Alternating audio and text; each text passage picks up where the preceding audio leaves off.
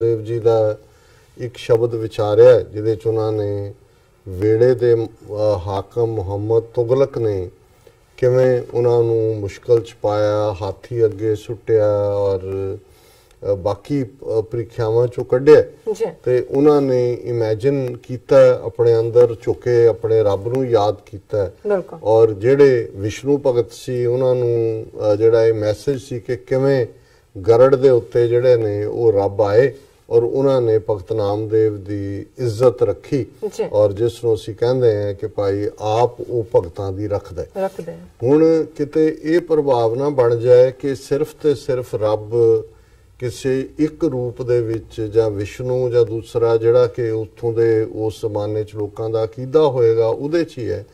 अज जिहड़ा भगत नामदेव जी दा शब्द है उहदे च जदों असीं अपने उस खिते वाल देखिए, बेशक जदों साडे सामने अबदाल आंदा है ते असीं अहमद शाह अबदाली क्योंकि अबदाल दा रहण वाला सी, पर वो अबदाल होए जां जदों असीं हसन अबदाल दी गल करदे हैं, वली कंधारी दी गल याद आंदी है कि हुण उस शहर वो जिहड़ा है वो हसन दे नां दे है और जिहड़े फकीर है वो कंधारी है।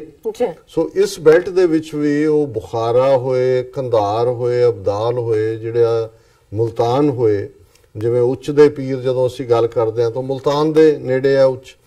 सो जिथे एक पासे असीं उन्हां हमलावरां दी गल करदे हां जिहड़े दरा खैबर पार तो आंदे सी, उत्थे ये सारी लैंड सूफी फकीरां दी जिहड़ी है प्यार दी कहानी बयानण दा भी एक उन्हां दा अपना अंदाज सी। और ये शब्द जिहड़ा भगत नामदेव जी दा उहदे च उन्होंने उस मुसलमान फकीर नूं जिहड़ा जिसनूं अबदाल दे वासी उन्होंने बयानिया कलंदर कहा। हुण जदों असीं कलंदर कहंदे बहुते ने तो दमादम मस्त कलंदर दा मतलब हुंदा है जिहड़ा एक पहुंचिया होया सूफी रब नूं प्यार करन वाला बंदा।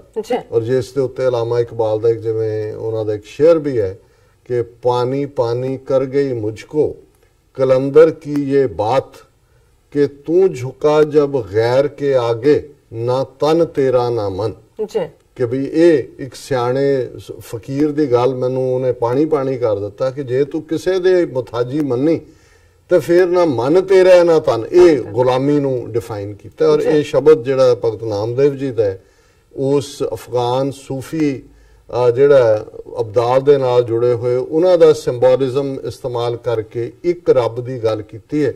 जिवें एक शब्द च उन्होंने विष्णु दे जिहड़े ने सिंबोलिज्म नू यूज किया। भगत जी फरमांदे ने आओ कलंदर केसवा कर अबदाली पेसवा रहो कि हे मेरे रब केसां वाले रब। हुण केसवा कृष्ण दा नाम भी है ते इत्थे कलंदर दे रूप च है कर अबदाली पेसवा कि अबदाल दे रहन वाले फकीर वांग तू अज बन के आ मैनू दीदार दे। जिन आकाश कुलै सिर कीनी कौसै सपत प्याला चमर पोस का मंदिर तेरा ए बिद बने गोपाला। कि ओ फकीर जिस दे सिर दे उत्ते आसमान दा कुल्ला है, जदों कुल्ला असीं देखदे हां अफगानी टोपी जिहड़ी हुंदी है खास तौर ते कुल्ला कहंदे ने साडे पंजाबी कि भी उस फकीर दे सिर ते मानो आसमान दा कुल्ला है, कौसै सपत प्याला। हुण सत्त पताल बने जांदे ने, कौस खड़ाम नूं कहंदे ने कि मानो सत्त पताल जिहड़े ने क्योंकि पताल ज़ाहिर है धरती तो थल्ले ही है, सत्त पताल जिहड़े ने वो उस दियां खड़ावां ने। चमर पोस का मंदिर तेरा क्योंकि सारी चमड़ी है तो ये जिहड़ा घर है रब दा है कि भी ये चमड़े दे अंदर तू रहना क्या है तो साडा सारी स्किन चमड़ा है जिहदे अंदर सब कुछ वसिया होया। चमर पोस का मंदिर तेरा ए बिद बने गोपाला। हे वाहिगुरू यही तेरी दुनिया आसमान और पताल और इस चमड़े दे अंदर तेरा घर।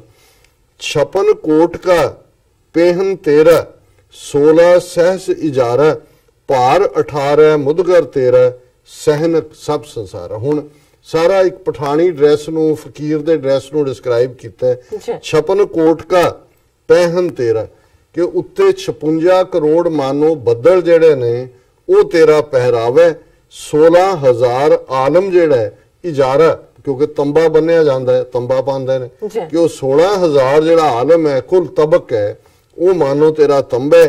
भार 18 मुदगर तेरा, मुदगर ਜਿਵੇਂ ਸਾਡੇ ਇਧਰ ਵੀ ਡੰਡਾ ਹੱਥ ਫਕੀਰ ਰੱਖਦੇ ਨੇ, ਕੁੱਤੇ ਹੀ ਬੜੇ ਹੁੰਦੇ ਸੀ, ਇਸੇ ਤਰ੍ਹਾਂ ਸੂਫੀਆਂ ਦੇ ਹੱਥ ਵੀ ਡੰਡਾ ਹੁੰਦਾ ਜਿਹਨੂੰ ਮੁਦਗਰ ਕਹਿੰਦੇ ਨੇ, ਸਲੋਤਰ ਡੰਡਾ, ਕਿ ਵੀ ਭਾਰ 18 ਮੁਦਗਰ ਤੇਰਾ, ਕਿ ਸਾਰੀ ਬਨਸਪਤੀ ਜਿੰਨੀ ਵੈਜੀਟੇਸ਼ਨ ਦੁਨੀਆ 'ਚ ਹੈ ਮਾਨੋ ਇਹ ਫਕੀਰ ਦੇ ਹੱਥ 'ਚ ਫੜਿਆ ਹੋਇਆ ਡੰਡਾ।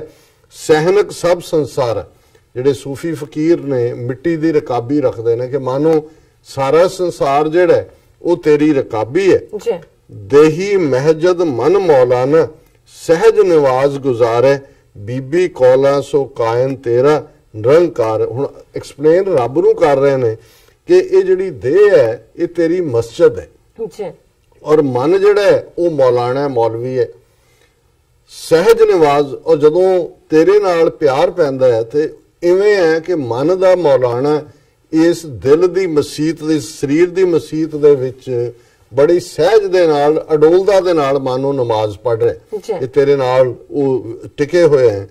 ਬੀਬੀ ਕੌਲਾ ਸੋ ਕਾਇਨ ਤੇਰਾ, ਕਾਇਨ ਕਹਿੰਦੇ ਨੇ ਨਕਾਹ ਨੂੰ, ਬੀਬੀ ਕੌਲਾ ਮਾਇਆ, ਕਿ ਹੇ ਅਕਾਲ ਪੁਰਖ ਜਿਹੜੀ ਮਾਇਆ ਹੈ ਜਿਹਨੂੰ ਅਸੀਂ ਕਹਿੰਦੇ ਆ ਕਿ ਭਾਈ ਚੇਰੀ ਹੈ ਜੀ, ਰੱਬ ਦੀ ਹੈ ਤਾਂ ਰੱਬ ਦੀ ਬਣਾਈ ਹੋਈ ਨਾ, ਕਿ ਵੀ ਇਹ ਤੇਰਾ ਨਿਕਾਹ ਇਹਦੇ ਨਾਲ ਕੌਲਾ ਨਾਲ ਹੋਇਆ ਹੈ, ਬੀਬੀ ਨਾਲ, ਇਹ ਰੱਬ ਨੂੰ ਕਹਿ ਰਹੇ ਨੇ।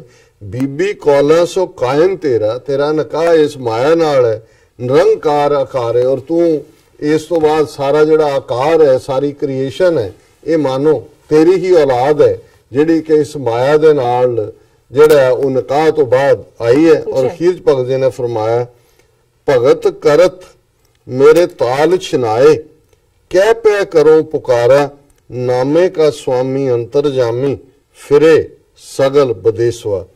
ਹੁਣ ਭਗਤ ਜੀ ਨੇ ਜਿੱਥੇ ਰੱਬ ਦਾ ਰੂਪ ਇੱਕ ਅਫਗਾਨ ਸੂਫੀ ਫਕੀਰ ਕੁੱਲਾ ਹੈ ਜਿਸ ਦੇ ਤੰਬਾ ਹੈ, ਜਿਹੜੇ ਨਮਾਜ਼ ਔਰ ਮਸੀਤ ਇਹ ਸਾਰਾ ਜਿਹੜਾ ਉਹਨਾਂ ਨੇ ਸਿੰਬੋਲਿਜ਼ਮ ਵਰਤਿਆ, ਤੇ ਫਿਰ ਉਹਨਾਂ ਨੇ ਉਸ ਮੰਦਰ ਦਾ ਜਿੱਥੋਂ ਉਹਨਾਂ ਨੂੰ ਧੱਕੇ ਮਾਰ ਕੇ ਕੱਢ ਦਿੱਤਾ ਸੀ ਕਿ ਇਹ ਜਾਤ ਦਾ ਨੀਵੀਂ ਜਾਤ ਦਾ ਛੈਣੇ ਉਹਨਾਂ ਤੋਂ ਖੋਹ ਲਏ ਸੀ, ਸੋ ਉਹਨਾਂ ਨੇ ਕਿਹਾ ਭਗਤ ਕਰਤ ਮੇਰੇ ਤਾਲ ਛਨਾਏ, ਹੇ ਵਾਹਿਗੁਰੂ ਅੱਜ ਤੂੰ ਇਸ ਰੂਪ 'ਚ ਹੈ, ਪਰ ਕਦੇ ਤੂੰ ਹੀ ਮੇਰੇ ਭਗਤੀ ਕਰਦਿਆਂ ਨੇ ਮੇਰੇ ਹੱਥੋਂ ਛੈਣੇ ਜਿਹੜੇ ਨੇ ਉਹ ਖਵਾਏ ਸੀ। ਕਹਿ ਪਰ ਕਰੋ ਪੁਕਾਰ, ਹੁਣ ਤੂੰ ਹੀ ਹੈ ਸਭ ਕੁਝ ਕਰਨ ਵਾਲਾ, ਛੈਣੇ ਫੜਾਉਣ ਵਾਲਾ ਵੀ, ਛੈਣੇ ਖੋਹਣ ਵਾਲਾ ਵੀ, ਕਿਹਦੇ ਅੱਗੇ ਮੈਂ ਅਪੀਲ ਕਰਾਂ, ਪੁਕਾਰ ਕਰਾਂ। ਨਾਮੇ ਕਾ ਸੁਆਮੀ ਅੰਤਰਜਾਮੀ, ਭਗਤ ਰਾਮਦੇਵ ਜੀ ਕਹਿੰਦੇ ਨੇ, ਹੇ ਮੇਰੇ ਮਾਲਕ ਤੂੰ ਘਟ ਘਟ ਦੀ ਜਾਣਨ ਵਾਲਾ ਹੈ, ਦਿਲਾਂ ਦੀ ਜਾਣਨ ਵਾਲਾ, ਅੰਤਰਜਾਮੀ ਹੈ, ਫਿਰੇ ਸਗਲ ਬਦੇਸਵਾ, ਤੇ ਮੈਂ ਹੁਣ ਤੇਰੇ ਪਿਆਰ 'ਚ ਤੂੰ ਮੇਰੇ ਨਾਲ ਹੈ, ਸਗਲ ਬਦੇਸਵਾ, ਮੈਂ ਸਾਰੇ ਦੇਸ਼ਾਂ ਦੇ ਵਿੱਚ ਘੁੰਮ ਰਿਹਾ ਆਜ਼ਾਦ ਹੋ ਕੇ। ਉਹ ਕੋਈ ਪੰਡਤ ਹੈ, ਕੋਈ ਫਕੀਰ ਹੈ, ਕੋਈ ਪਠਾਨ ਹੈ, ਕੋਈ ਮੁਗਲ ਹੈ, ਉਸ ਸਾਰਿਆਂ 'ਚੋਂ ਹੀ ਮੈਨੂੰ ਤੇਰਾ ਰੂਪ ਹੀ ਨਜ਼ਰ ਆਉਂਦਾ ਹੈ, ਕਿਉਂਕਿ ਸਾਰਾ ਦੇਸ਼ ਹੀ ਤੇਰਾ ਹੈ। ਇਹ ਹੈ ਕਿ ਖਾਲਕ ਖਲਕ ਖਲਕ ਮੈਂ ਖਾਲਕ ਪੂਰ ਰਹੋ ਸਭ ਥਾਈ, ਔਰ ਇਹ ਬ੍ਰਹਮ ਗਿਆਨ ਹੈ ਜਦੋਂ ਕਿ ਹਰ ਇੱਕ ਦੇ ਵਿੱਚ ਹੀ ਉਹ ਰੱਬ ਦਾ ਨੂਰ ਨਜ਼ਰ ਆਉਂਦਾ ਹੈ, ਰੱਬ ਦਾ ਜਲਵਾ ਨਜ਼ਰ ਆਉਂਦਾ। ਜੀ ਡਾਕਟਰ ਸਾਹਿਬ ਤੁਹਾਡਾ ਬਹੁਤ ਬਹੁਤ ਸ਼ੁਕਰੀਆ, ਤੁਸੀਂ ਅੱਜ ਦੇ ਅਹਿਮ ਇਸ਼ੂ ਤੇ ਅੱਜ ਦਾ ਵਿਚਾਰ ਸਾਡੇ ਦਰਸ਼ਕਾਂ ਨਾਲ ਸਾਂਝਾ ਕੀਤਾ। ਆਪਣੇ ਵਿਊਅਰਸ ਕੋਲ ਨੇ ਇਜਾਜ਼ਤ। ਵਿਊਅਰਸ ਤੁਹਾਡਾ ਬਹੁਤ ਬਹੁਤ ਸ਼ੁਕਰੀਆ, ਤੁਸੀਂ ਆਪਣੇ ਕੀਮਤੀ ਸਮੇਂ ਵਿੱਚ ਸਮਾਂ ਕੱਢ ਕੇ ਸਾਨੂੰ ਆਪਣੀ ਰਾਏ ਤੇ ਸੁਝਾਅ ਭੇਜੇ ਨੇ ਤੇ ਭੇਜਦੇ ਰਹਿਣਾ ਸਾਡੇ ਇਸ ਪਤੇ ਤੇ soshv84.tv ਤੇ ਅਸੀਂ ਆਪਣਾ ਪ੍ਰੋਗਰਾਮ ਲੈ ਕੇ ਫਿਰ ਦੁਬਾਰਾ ਹਾਜ਼ਰ ਹੋਵਾਂਗੇ। ਤਦ ਤੱਕ ਲਈ ਮੈਨੂੰ ਤੇ ਆਪਣਾ ਸੁਣਾ ਗਿਆ ਦੋ ਦਿਖਤੀ ਰਹੋ TV84। ਲਾ ਦਿਓ ਫਤਿਹ। ਵਾਹਿਗੁਰੂ ਜੀ ਕਾ ਖਾਲਸਾ, ਵਾਹਿਗੁਰੂ ਜੀ ਕੀ ਫਤਿਹ।